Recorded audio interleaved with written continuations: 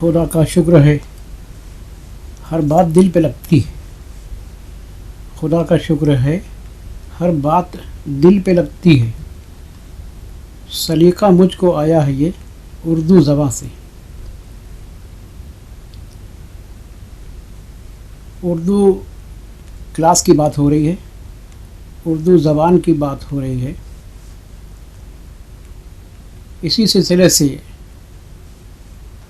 मैं कुछ कहना चाहूँगा कि जहाँ तक मैं समझता हूँ, आने वाले 5-10 सालों में अंग्रेज़ी एक आम ज़बान होगी। घर घर में आज की यंग जनरेशन सिर्फ अंग्रेज़ी बोल रही होगी। वैसे आज देखें आप तो आज भी तकरीबन 50% लोग अंग्रेज़ी ही बोल रहे हैं। ये एक आम ज़बान होने वाली है। कोई आम बात हो, कोई आम काम हो, तो ऐसे में ख़ास कैसे बना जाए। जहाँ पर अंग्रेज़ी का सिलसिला हो, अंग्रेज़ी का दौर दौरा हो, वहाँ पर कुछ ख़ास काम, कुछ ख़ास बात, कुछ ख़ास अल्फाज, कोई ख़ास ज़बान ज़रूरी है। कम से कम अपनी पहचान छोड़ने के लिए। अंग्रेज़ी का माहौल हो, अंग्रेज़ी की बात हो रही हो, तो वहाँ पर अपनी ज़बान, इलाक़ाई ज़बान, अपनी मादरी ज़बान, मातृभाषा का इस्तेमाल किया जाना चाहिए।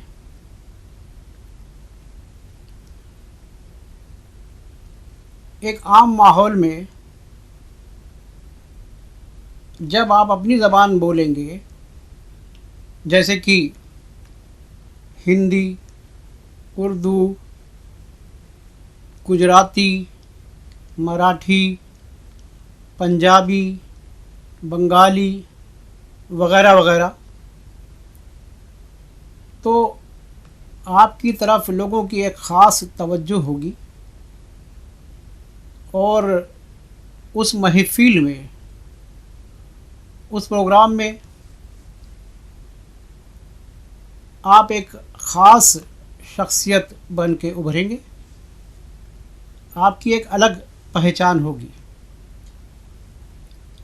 क्योंकि मैं यहाँ पर उर्दू की बात करने के लिए हाज़िर हुआ हूँ, इसलिए मैं तो यही कहूँगा कि उर्दू में वाकई में वो सलाहियत है, वो ख़ूबसूरती है, जिसको इस्तेमाल करके, जिसके अल्फाज बोलकर आप अपनी पर्सनालिटी में निखार पैदा कर सकते हैं। आप अपनी एक अलग पहचान हर मौके पे छोड़ सकते हैं। अंग्रेज़ी बोलना, अंग्रेज़ी पढ़ना, अंग्रेज़ी सीखना कोई गलत बात नहीं है, लेकिन उसके साथ साथ जहाँ पर अंग्रेज़ी बोलना ज़रूरी ना हो, वहाँ पर अपनी ज़बान बोली जाए। तो फिर देखिए, आप अगर आप उर्दू इस्तेमाल करेंगे तो आप ख़ुद देखिएगा कि आपकी हर बात, जैसा कि अभी मैंने शेर पढ़ा, आपकी हर बात दिल पे असर करेगी। तो आइए हम उर्दू को गले लगाएं और उर्दू क्लास के इस सिलसिले को आगे बढ़ाएं और हमारे साथ जुड़िए, हमको ताउन दीजिए, हमारा हौसला बढ़ाइए। बहुत बहुत शुक्रिया।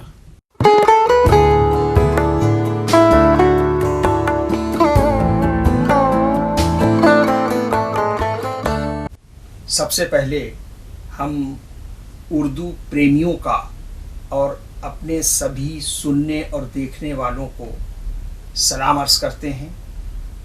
आपका उर्दू अकादमी के पठन पाठन की इस प्रक्रिया के तीसरे भाग में हम आपका तहे दिल से शुक्रिया अदा करते हैं। और अब हम उर्दू हुरूफ़े तहज्जी के जारी सफ़र में अगले हर्फ की ओर बढ़ेंगे और हम अध्ययन करेंगे अक्षर दाल का। अभी तक आपने उर्दू वर्णमाला की इस श्रृंखला में खे तक अक्षर का ज्ञान प्राप्त कर लिया है। अब आइए आगे बढ़ते हैं और शुरू होता है आज का सिलसिला अक्षर दाल से। दाल ये एक खाने का आइटम होता है, लेकिन उर्दू के इस हर्फ का नाम भी दाल ही है। दाल, दाल देखिए, ये दाल अंग्रेजी की कॉपी के बीच वाले दो रूलों के मध्य कसा जाने वाला ये लेटर दाल अंग्रेजी के डी को रिप्रेजेंट करेगा और हिंदी के दा को रिप्रेजेंट करेगा। अब देखिए, ये सिर्फ दो अक्षर के बीच में क्लैम्ड है, यानी अलिफ जीम खे के अपेक्षाकृत हाइट के पॉइंट ऑफ व्यू से ये अक्षर छोटा दिखता है। ऐसे ही पढ़ा भी जाएगा और ऐसे ही लिखा भी जाएगा। जब आप लिखेंगे तो अलिफ की लेंथ के बराबर का दाल नहीं बनाएंगे, बल्कि अलिफ से दाल की लेंथ बड़ी होगी और दाल की लेंथ अलिफ से छोटी होगी, जस्ट लाइक दिस। अब आइए हम आपको लिख के दिखाते हैं कि दाल कैसे बनाएंगे, दाल किस तरह लिखा जाएगा। चलिए आइए बढ़ते हैं और देखते हैं कि दाल कागज़ पर लिखा कैसे जाएगा। देखिए, ये 4 रूल बने हुए हैं। हमने अभी आपको बताया था कि दाल बीच वाली 2 लकीरों के बीच में कसा जाएगा या लिखा जाएगा। तो हम इन बीच की 2 लकीरों की ऊपर वाली लकीर से दाल लिखने का सिलसिला शुरू करते हैं। ये देखिए, ये जब 2 लाइन के सेंटर में हम आएंगे तो एक गोल कुबड़ बनाएंगे, गोल कुबड़, और उसके बाद में फिर इसको इसी तरफ मोड़ देंगे और दूसरी लाइन से लाकर मिला देंगे। जैसे कि घर की रसोई में चिमटा होता है, अगर उसके आगे के भाग को काट दें और सिरे में नोक ना हो बल्कि एक तरह का गोलाकार कुबड़ हो, जस्ट बिल्कुल जैसे कि कोई आदमी पीठ से झुक जाता है, बिल्कुल वही शक्ल दाल की होती है। बस उतनी लेंथ नहीं होगी, क्योंकि इसे खड़ा भी कर दिया जाए तो बहुत। ये देखिए, यहाँ से शुरू हुआ, पीछे की तरफ गया और जाने के बाद में जब करीब करीब दोनों लाइन का बीच की डिस्टेंस आई तब वो मुड़ा, और मुड़ने के बाद में जैसे कि तीर कमान मोड़ा जाता, तीर नहीं बल्कि उसकी कमान, उसी तरह से ये मुड़ा और मुड़ने के बाद नीचे आया, नीचे आने के बाद फिर वहीं तक गया, और जब इसके ठीक नीचे आ गया तो हमने कागज पर से कलम को उठा लिया और ये इस तरह से बन गया दाल। अंग्रेजी का डी और हिंदी का दा। दाल से दान, दाल से दलिया, या दाल से दाल भी, चाहे पक्की हो चाहे कच्ची हो, वगैरह वगैरह। तो दाल 2 लाइनों में लिखा जाएगा। इस चीज़ को हम अपनी उंगलियों को यहीं पर से अभ्यस्त करना शुरू कर दें। आइए अब आगे बढ़ते हैं और इस तरह हम पहुंच जाते हैं अक्षर डाल की ओर।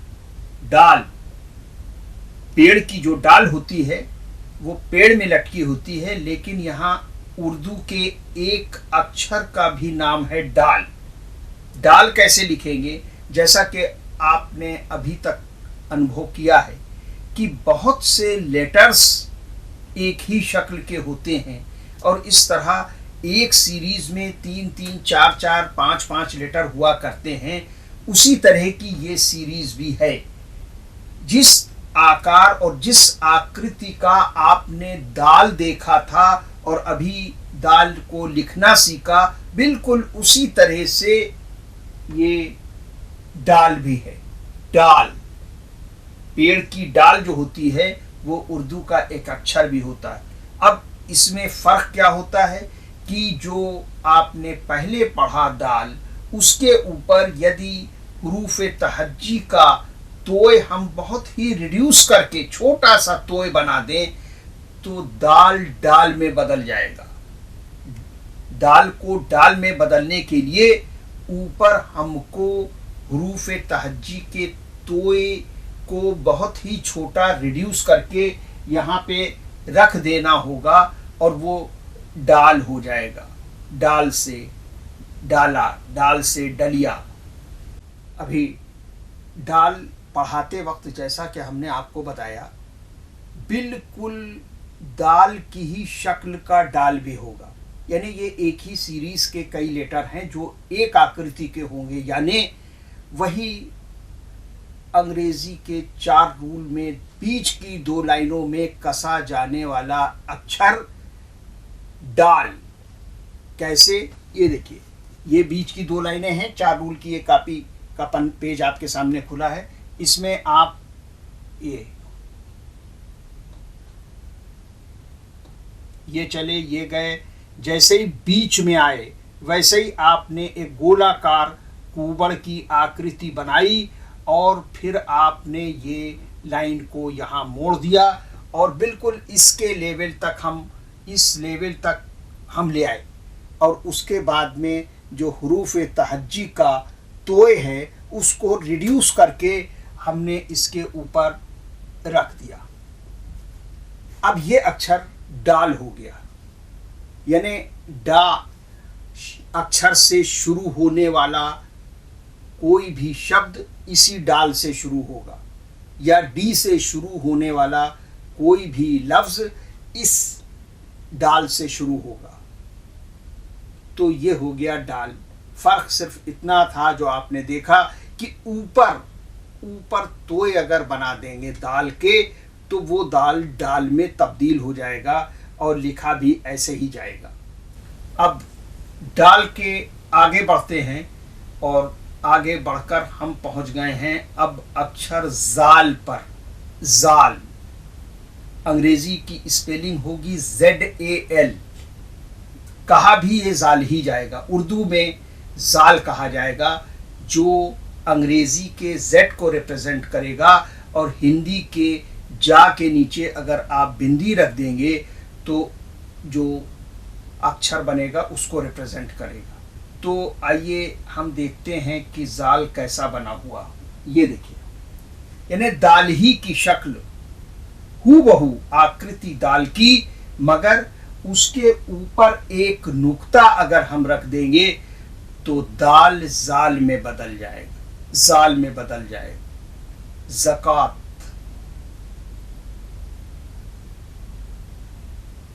जा के नीचे बिंदी, जा के नीचे बिंदी, लेकिन जायका।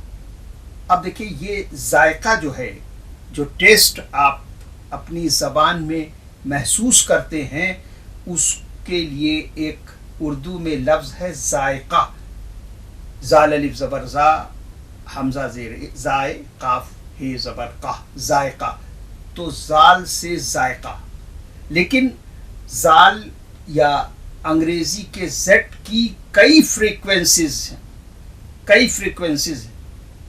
जैसे एक जे भी होता है, एक जे होता है जो कि उतनी ज़्यादा फ्रीक्वेंसी सीक नहीं करता है, बस नॉर्मल आप कह दें ज़कात या ज़मीन, तो ज़मीन जे से होगा जो आप आगे पढ़ेंगे, लेकिन जहाँ तक वोकल कॉर्ड से डिस्चार्ज होने का प्रश्न है तो जे के अपेक्षाकृत जाल ज़्यादा फ्रीक्वेंसी से डिस्चार्ज होगा।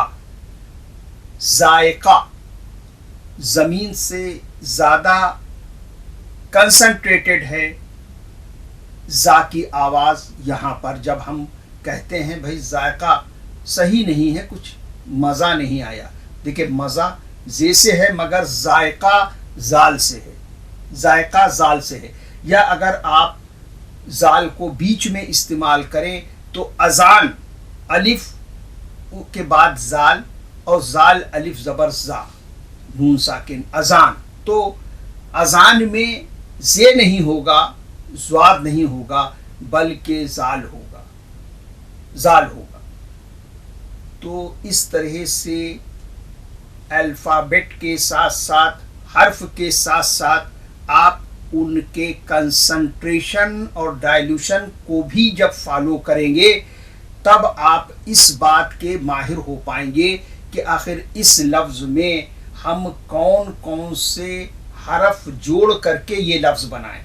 इसकी कोई अलग से कोई कोर्स नहीं होता, अलग से कोई इसकी शिक्षा नहीं दी जाती है। इसको आपको पैरेलल इसी वक्त से अपने जहन में उतारना होगा कि जाल किस फ्रीक्वेंसी से डिस्चार्ज होगा मेरे वोकल कॉर्ड से और जे किस फ्रीक्वेंसी से डिस्चार्ज होगा, यहाँ तक कि ज़्वाद किस फ्रीक्वेंसी, ज़्वाद में हाईएस्ट फ्रीक्वेंसी, हाईएस्ट ज़मीर। तो ये सब चीज़ें भी इसी स्तर पर साथ ही साथ सीखने वाली हैं, इसके लिए कोई अलग से कोर्स नहीं होगा। तो आपने पढ़ा जाल, जाल से जायका, या अजान में अलिफ के बाद जो अक्षर इस्तेमाल होगा अजान के लिए वो होगा जाल। अब देखिए जाल की एक कैरेक्टरिस्टिक विशेषता और है, वो ये है कि जाल कभी अपने आगे वाले अक्षर से नहीं मिलेगा, पीछे के अक्षर से तो मिल जाएगा लेकिन आगे वाले अक्षर से नहीं मिलेगा। जायका लिखना है तो जाल अलग लिखेंगे और उसके बाद आप अलिफ अलग बनाएंगे। जाल हो या दाल हो या डाल हो, ये तीनों सीरीज के ये सारे लेटर जो अभी मैंने आपको पढ़ाए हैं ये अपने आगे वाले अक्षर से मिलेंगे नहीं, वो अक्षर अलग लिखा जाएगा और जाल अलग लिखा जाएगा। दाल के आगे अगर कोई लेटर आएगा या दाल ही लिखना है तो दाल अलिफ और लाम लिखेंगे आप, तो दाल अलग लिखा जाएगा, अलिफ अलग लिखा जाएगा और लाम अलग लिखा जाएगा। इसी सूरत से डाल लिखना है, पेड़ की डाल, तो डाल में भी डाल अलग लिखा जाएगा जो स्वयं अपने आप में एक उर्दू का हर्फ है, अलिफ अलग लिखा जाएगा और लाम का हर्फ आखिर में लिखा जाएगा। तीन ही अक्षर हैं और तीनों अलग अलग लिखे जाएंगे क्योंकि अलिफ के बाद भी अलिफ भी किसी अपने आगे वाले लेटर से नहीं मिलता है, इसलिए डाल में तीन ही अक्षर हैं और ये तीनों जुदा जुदा अलग अलग लिखे जाएंगे अपनी कद के एतबार से। जैसे अलिफ और लाम तो 3 लाइन में कवर होगा मगर डाल या दाल या जाल ये 2 ही लाइन में कवर होगा। ये इसी स्तर पर जानना इसलिए ज़रूरी है कि कंपैरेटिवली आप ये समझ सकें कि उर्दू के किस अक्षर का कद अपेक्षाकृत किस अक्षर से बड़ा होता है या किस अक्षर का कद किस अक्षर से अपेक्षाकृत छोटा होता है। अब आपको जाल लिखना बता दें। जाल कैसे लिखा जाएगा, ये 4 रूल की कापी का पन्ना आपके सामने नीचे है और यहाँ ब्लैक बोर्ड पर ये बने हुए 4 रूल देखिए। तो 2 लाइनों में जाल भी कसा जाएगा जिस तरह से कि जाल और डाल लिखा गया था। तो ये हमने यहाँ से शुरू किया, ये दोनों लाइनों की बीचों बीच से इसको हमने गोलाकार कुबड़ का आकार दिया और फिर नीचे आए, ये यहां तक आए और ये तीसरी लाइन से मिलते ही हम अपने कलम को कापी पर से, कागज पर से उठा लेंगे और उसके बाद में एक नुक्ता ऊपर रख देंगे। ये हो गया जाल, जायका, जायका, अजान। ये सारे लफ्ज में जाल की शमूलियत है, जाल इसमें सम्मिलित है, अजान, जायका। मगर ज़मीन, ज़कात, ये सारी चीज़ें जे से हैं, जे से हैं, जो अब आगे पढ़ेंगे। लेकिन इसमें कन्फ्यूजन ना हो, क्योंकि अजान में जे नहीं होगा, ज़कात में जे होगा मगर जाल नहीं होगा। और इसी तरह से जो जो आप आगे बढ़ेंगे तो और भी शब्द आपके सामने आएंगे। आइए अब अगले अक्षर की हम बढ़ते हैं। एक सीरीज आपने पूरी पढ़ी जिसमें 3 अक्षर थे, दाल, डाल और जाल। अब हम अगली सीरीज की तरफ पढ़ रहे हैं जिसमें रे, जे, रे और ये शामिल हैं। तो इस सीरीज का पहला अक्षर होगा, पहला हर्फ होगा रे। रे, हियर दिस वन, रे। रे अंग्रेजी के आर को रिप्रेजेंट करेगा और हिंदी के रा को रिप्रेजेंट करेगा। अब रे भी 2 लाइनों में बनेगा।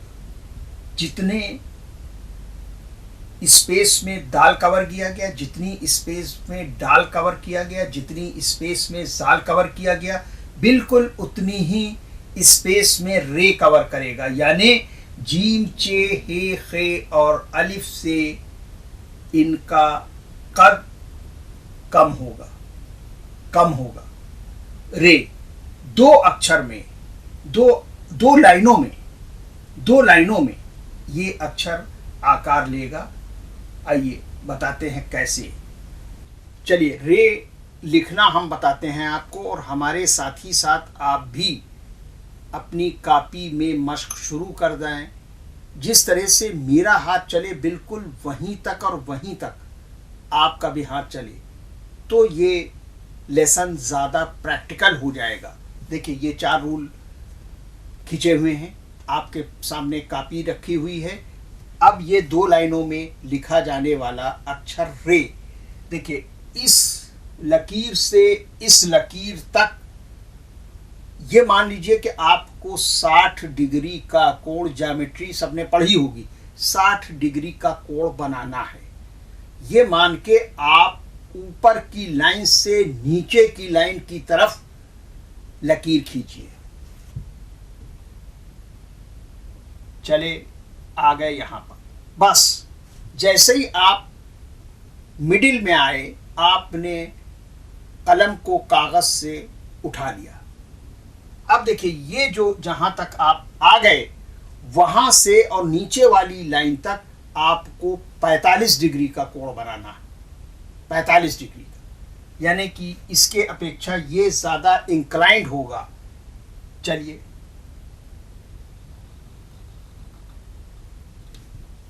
पैंतालीस डिग्री का कोण बनाती हुई एक रेखा खींची, जिसको हमने नीचे तीसरी वाली लाइन में जाकर मिला दिया। इस तरह से ये संपूर्ण आकार, पूरा आकार जो है वो रे का बन गया। और ये ज्योमेट्रिकल कैलकुलेशन के एतबार से बिल्कुल परफेक्ट रे होगा। 60 डिग्री का कोण, आधी दूरी तक आए, कलम को हटा लिया कागज से, उसके बाद जहां तक आए थे वहां से नीचे वाली लकीर तक 45 डिग्री का कोण।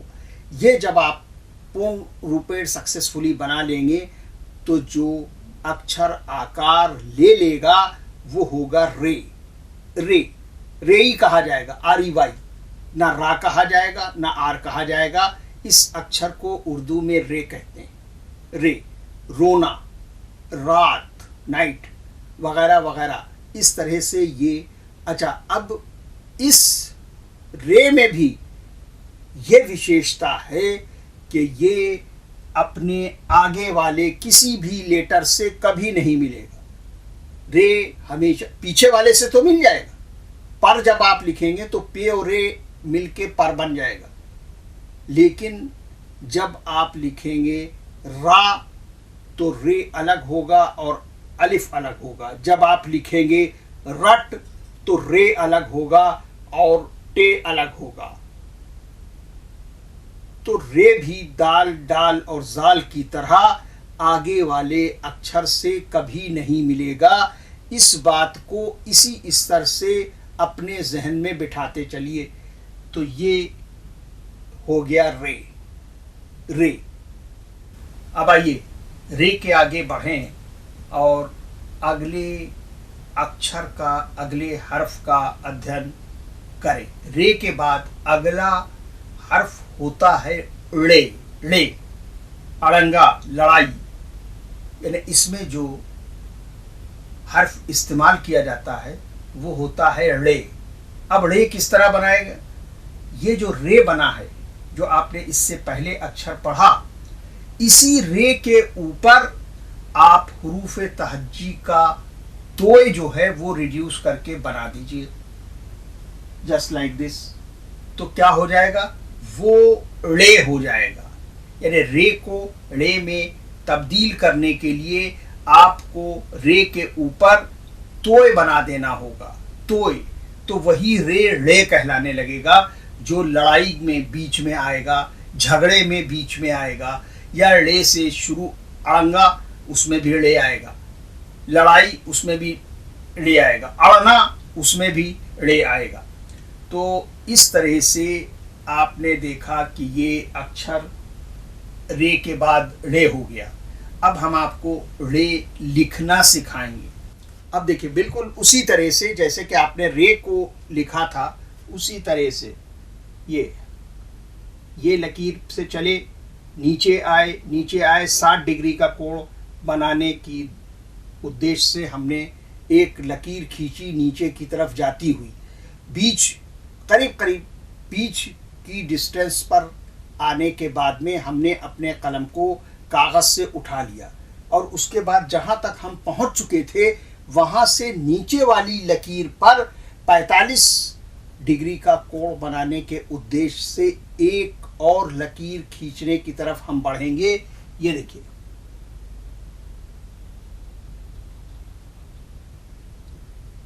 पैंतालीस डिग्री की ये लकीर हमने खींची, तो पूरा मिलाने पर ये रे हो जाएगा। लेकिन अब ये जो बीच की जगह है, यहाँ पर हम एक तोय बना देंगे, तोय, तो ये रे में तब्दील हो जाएगा।